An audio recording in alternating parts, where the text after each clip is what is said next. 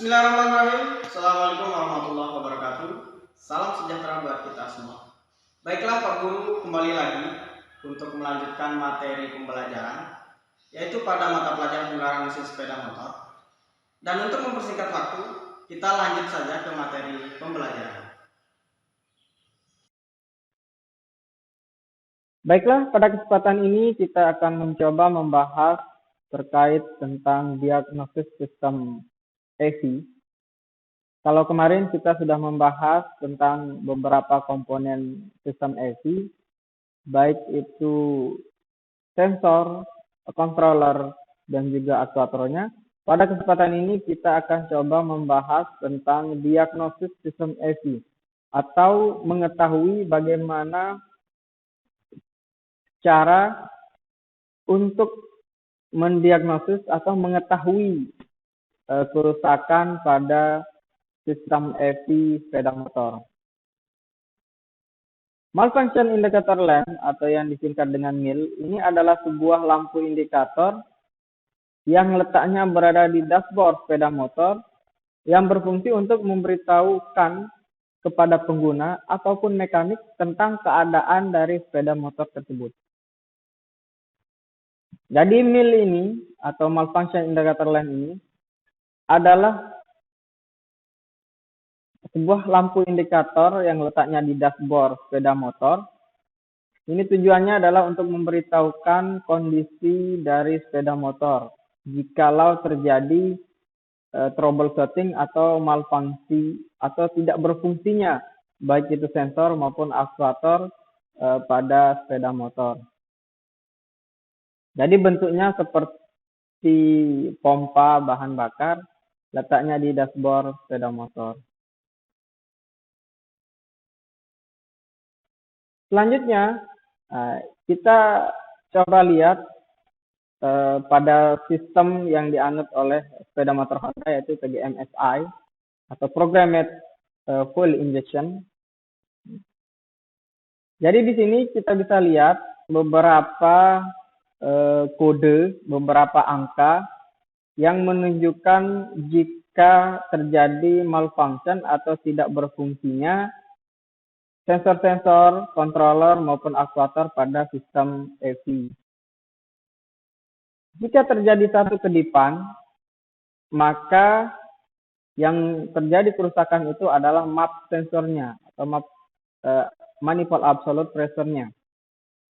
Kemudian jika terjadi 7 kali kedipan, maka yang terjadi kerusakan itu adalah di EOC-nya atau engine oil temperature sensornya. Kemudian jika 8 kali kedipan, ini yang terjadi kerusakan yaitu pada throttle posisi sensornya. Selanjutnya jika 9, EAT-nya yaitu engine air temperature sensornya. Kemudian di sini ada VS, vehicle speed sensornya atau putaran mesin RPM-nya.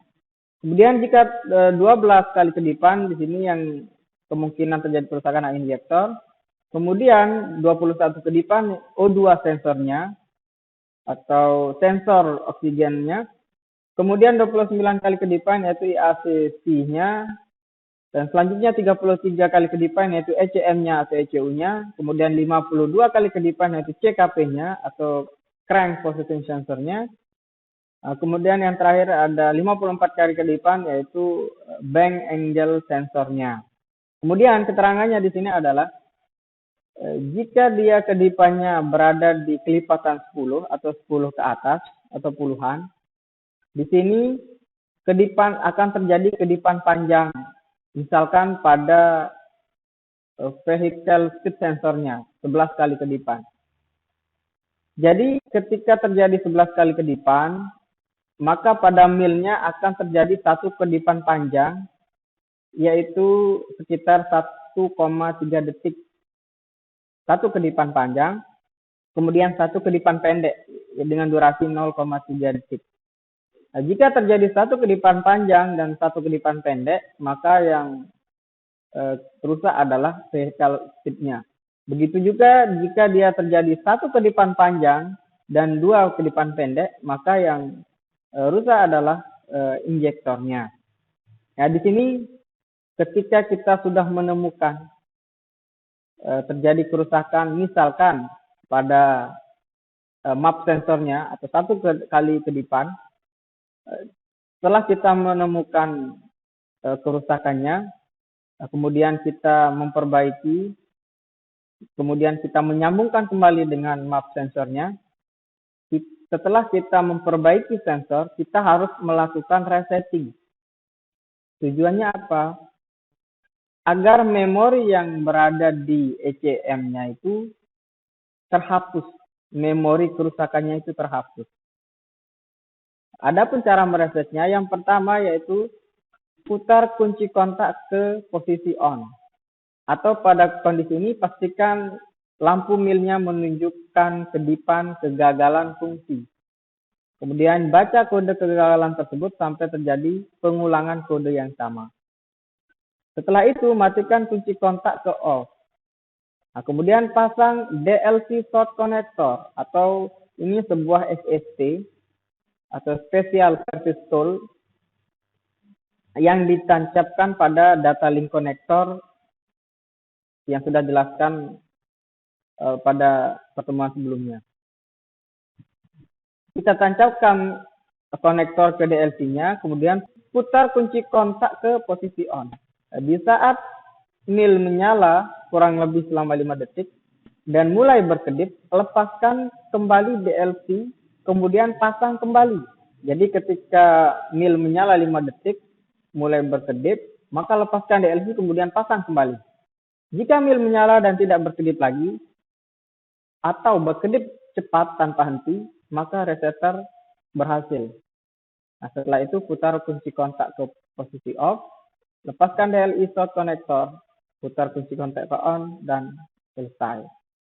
Ini adalah 9 langkah jika kita telah menemukan kerusakan pada sistem IP, kita harus melakukan resetting. Langkah-langkahnya adalah seperti di bawah ini.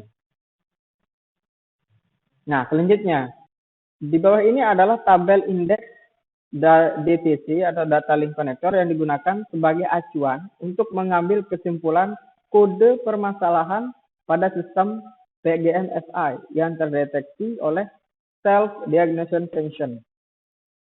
Gejala yang terasa dan nilai awal dari file save function. Jadi berikut ini adalah beberapa kode-kode kedipan seperti yang sudah dijelaskan di awal tadi.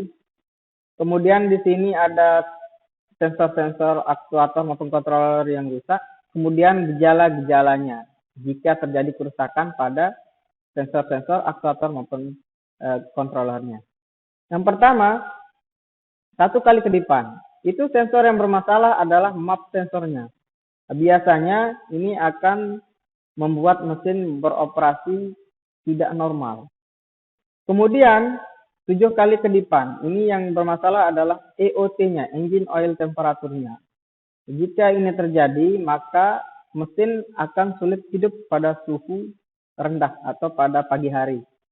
Kemudian 8 kali kedipan, itu yang bermasalah adalah sensor throttle posisi sensornya.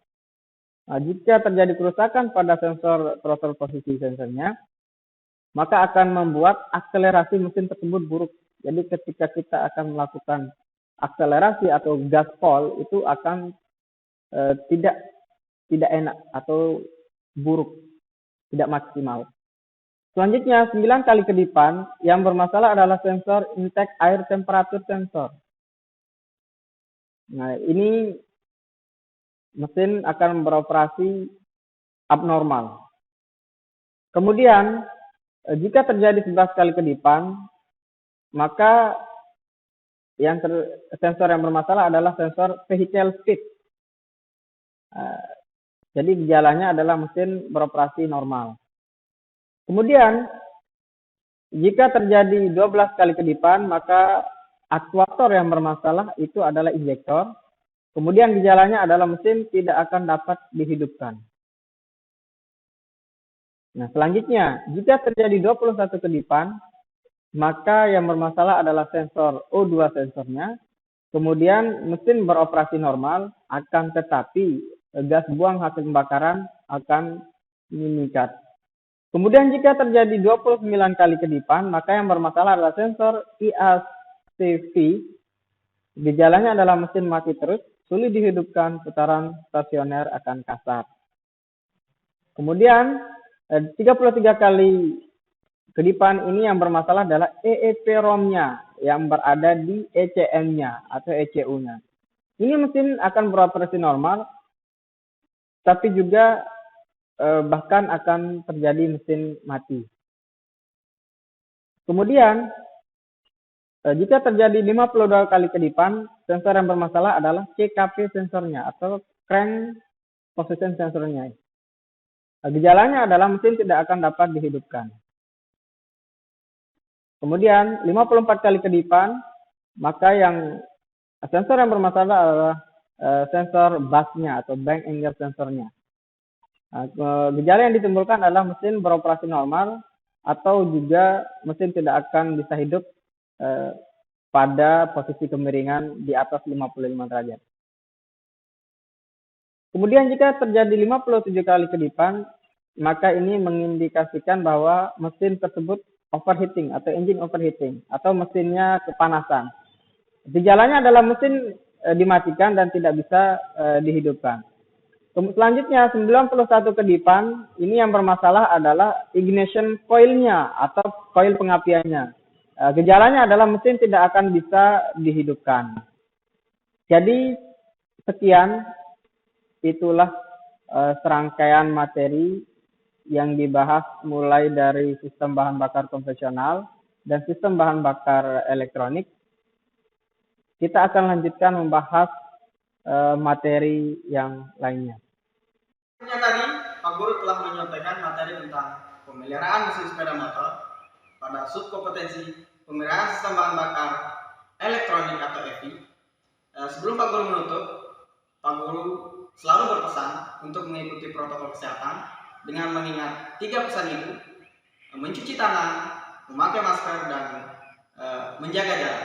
Cukup sekian. Wassalamualaikum warahmatullahi wabarakatuh. Salam sejahtera buat kita semua.